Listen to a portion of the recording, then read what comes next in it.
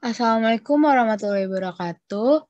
Baiklah rekan-rekan, di sini saya akan menjelaskan tentang pembahasan studi kasus penelitian operasional 1 yang berjudul Revise Simplex, di mana pada bab ini bertujuan untuk memformulasikan permasalahan ke dalam bentuk program linear, kemudian menyelesaikan formulasi program linear dengan metode Revise Simplex, dan juga mampu menyelesaikan permasalahan program linear dengan metode Revise Simplex. Nah, di sini pada metode Revise Simplex definisinya yaitu prosedur sistematis untuk mengimplementasikan langkah-langkah metode simplex dalam struktur yang lebih kecil, sehingga menghemat ruang penyimpanan. Adapun langkah-langkahnya ini, yang pertama tahap inisialisasi, di mana tentukan BFS awal dengan inverse basis B inverse. Hitung W sama dengan CB, B inverse, dan B sama dengan B inverse B, dan buat strukturnya sebagai berikut. Dimulai dengan bagian inverse basis yang memiliki vektor 0 pada baris tujuan dan matriks identitas pada baris lainnya. Kemudian HLS diisi seperti di tabel simplex dan sembunyikan variabel lainnya, di mana hanya menunjukkan informasi yang secara eksplisit dihitung. Untuk masalah minimasi, untuk langkah utamanya yaitu yang pertama untuk setiap variabel non-basis, hitung ZJ dikurang CJ, di mana nilainya WAJ dikurang CJ. Kemudian tentukan ZK dikurang CK dengan maksimum ZJ dikurang CJ. Jika ZK kurang CK lebih kecil sama dengan 0, maka solusinya sudah optimal. Sedangkan jika ZK kurang CK lebih besar 0, maka tentukan YK. Nah, di sini jika YK-nya lebih kecil sama dengan 0, stop solusinya sudah unbounded. Tapi jika YK lebih besar 0, tambahkan kolom ZK kurang CK per YK di kanan tabel, seperti pada gambar. Kemudian tentukan indeks R dengan teks rasio minimum. Selanjutnya yaitu pivoting pada YRK, kemudian perbarui tabel, kemudian kolom yang berhubungan dengan XK dieliminasi dari tabel, dan ulangi langkah utama dari awal. Untuk penjelasannya akan dijelaskan sebagai berikut. Yang pertama itu, contoh soalnya minimasi Z sama dengan min 2x1 ditambah x2 ditambah 3x3 dengan fungsi pembatasnya sebagai berikut. Kemudian kita ubah ke bentuk standarnya, di sini saya menggunakan minimasi, dan bentuk standarnya ditambahkan dengan variabel slug.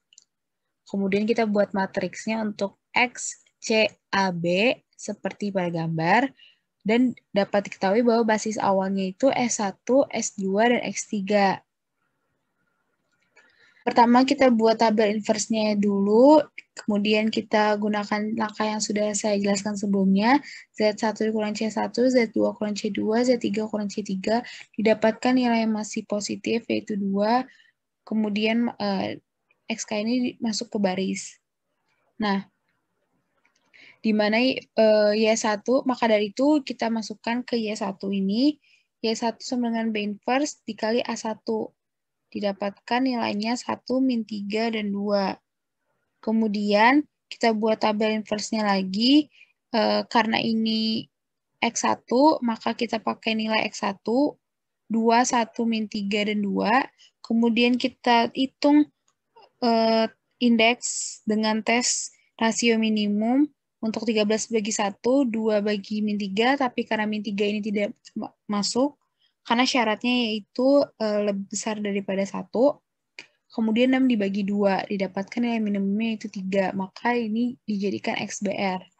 Selanjutnya, pada tabel di kanan ini, kita sudah masukkan nilai X1-nya ini, selanjutnya ini dijadikan dengan nilainya 1, 0, 0. Kemudian dengan cara baris 3 ini dibagi 2, baris 2 ini ditambah 3B3, baris 1 ini dikurang B3. Dan yang pertama ini minus 2B3. Kemudian kita hitung dengan cara W sama dengan CB dikali B inverse. Di sini kita ketahui 0, 0, min 2, dan kita inverskan nilai B inverse-nya. Didapatkan nilai W-nya itu 0, 0, dan min 1. Kemudian kita hitung nilai non-basisnya, di mana X3, X2, dan X3. Untuk Z S3 dikurang C X3 ini rumusnya WA S3 dikurang C S3. Sama dengan hal lainnya. Dapatkan nilai W tadi 00-1, kita kalikan dengan A S3 tadi 001, dan dikurang dengan C S3-nya 0. Maka didapatkan nilainya itu -1, -1, dan 0. Karena ZK dikurang CK lebih kecil 0, maka solusinya sudah optimal dengan X1 sama dengan 3, S2 sama dengan 0, dan X3 sama dengan 0. Dapatkan nilai minimumnya yaitu -6. Seperti pada tabel ini. Nilainya RAS-nya -6. Selanjutnya untuk contoh soal nomor 2, diketahui contoh soalnya itu maksimasi Z sama dengan 2X1 ditambah 4X2 ditambah 3X3. Fungsi kendalanya pada gambar di sini. Nah, karena di sini kita ubah bentuk standarnya menjadi minimasi, maka jangan lupa kita kalikan minus dengan sebelumnya. Kemudian ditambah dengan variabel slug. Selanjutnya kita buat matriksnya untuk X, C, A, dan B. Maka basis awalnya S1, S2, dan S3. Kemudian kita buat lagi tabelnya untuk inverse-nya ini.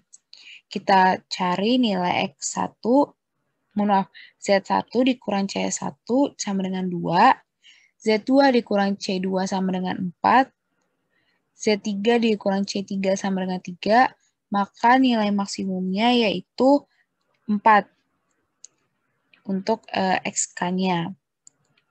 Kemudian, karena ini 4 didapatkan dari nilai X2, maka Y2 sama dengan B inverse A2. Di sini kita kalikan B inverse-nya dengan A2-nya 315. 315 ini didapatkan dari sini, nilai A pada X2, kemudian didapatkan nilainya 315. Kita buat lagi tabel, menambahkan tabel di kanan, kolom ZK dikurang CK per YK yang sudah saya jelaskan sebelumnya. Kemudian kita hitung nilainya, nilai indeks R dengan tes rasio minimum 30 dibagi 3, 24 dibagi 1, dan 60 dibagi 5. Dapatkan nilai minimumnya yaitu 30 dibagi 3. Maka ini dijadikan IRK dan ini jadikan X. Kemudian kita buat ke tabel berikutnya. Ini kita pindahkan menjadi X2. Kemudian kita ubah menjadi nilainya 1 dan sisanya nilainya 0. Maka untuk baris pertama dibagi 3, baris kedua dikurang baris pertama, baris ketiga dikurang 5 baris pertama. Selanjutnya kita hitung nilai W-nya dengan CB dikalikan dengan B inverse. CB ini didapatkan nilainya -4, 0, dan 0. Didapatkan nilai W-nya itu -4/3, 0, dan 0. Selanjutnya kita menghitung nilai Z, X1, S1, dan X3. Ini kita cari nilai yang non-basis. Karena yang di sini itu nilainya basis. Kemudian kita dapatkan 2/3, -4/3, dan 1/3. Maksi-maksi nilai XK yang tadi sudah saya jelaskan yaitu 2/3 dengan X1. Kemudian kita ubah tabelnya, tambahkan baris ke di kanan dengan X1. Kemudian kita dapatkan nilainya yaitu 2/3 untuk YK karena 10 dibagi 1/3 dan 14 dibagi 2/3. Selanjutnya didapatkan nilai 2/3 ini untuk YK dan XBR-nya itu S2. Nah, kemudian kita ubah S2 ini menjadi X1.